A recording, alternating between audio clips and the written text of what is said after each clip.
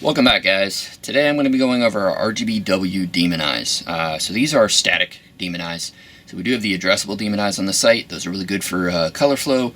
Anything color flow builds, you can incorporate everything into one controller that way, which is really nice. But not everybody's always doing a color flow build, or maybe you're doing just a simple Halo and our DIY controller. This is a lot more simple to install than the addressable demon eyes. So definitely keep in mind within your experience level which one is a better fit for you. This is the DIY easy install. If you're just doing a Halo and our DIY controller, this is the way to go for your demon eyes. So we do have two drivers. Those will control the voltage going to the demon eyes, left and right side of the car. And then we have the controller here. Controller has basic power and ground going to the battery, as well as an inline fuse, similar to our DIY controller. Then you have two outputs, one to each of the drivers. Then from the drivers, they go to the demon eyes. Plenty of wiring here, no problem getting to both sides of the car. As far as mounting the demon eyes themselves, they do include brackets. We have a 2.5 inch and a 3 inch bracket. In some cases, if you're going like on an OEM setup, or you're going on like an aftermarket setup, it's not like a projector retrofit like these would be. You may need to do something a little bit different as far as mounting them in. Most of the time, even something as simple as a zip tie can secure this in place. You can use glue, you can use other things like that, but you may have to get a little bit creative, being that they don't really design brackets for spec D lights, things like that. Is by and large, you kind of have to try to make it work. But in the case of our 3 inch, they will fit. Now, in this particular 3 inch, it can fit directly in there, but I find that it actually works better if you flip the plug. So the way I do that, I will remove the screw for the demon eye. And this isn't on everyone. This is just on this one. I decided to use these as an example to show you how you would go about making it work on one that might be a little bit more difficult, or ways that you can kind of play with it to make it work for your application. But I find that if you put the bracket in upside down, it actually fits pretty good. So normally the bracket goes in like this. If you put the bracket in like this, it fits pretty good. So all you got to do is take the demon eye off, flip it around, and then screw it right back on.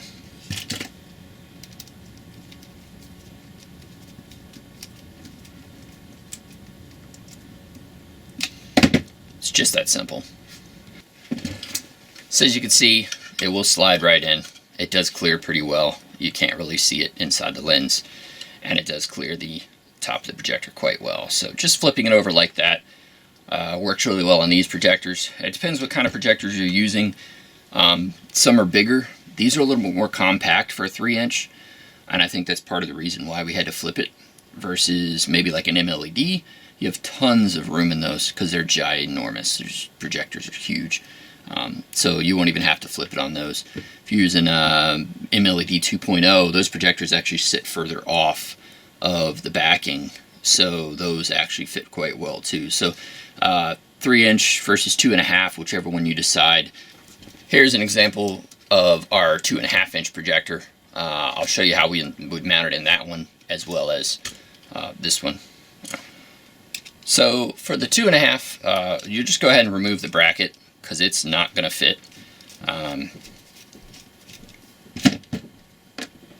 And what we do is we'll actually take with the screw and mount it to the top. Now what you want to do, you look at that little LED and get it right on the edge of this top, because with the way that these work, there's actually like a metal cover here, and it sits too far back if you use the bracket.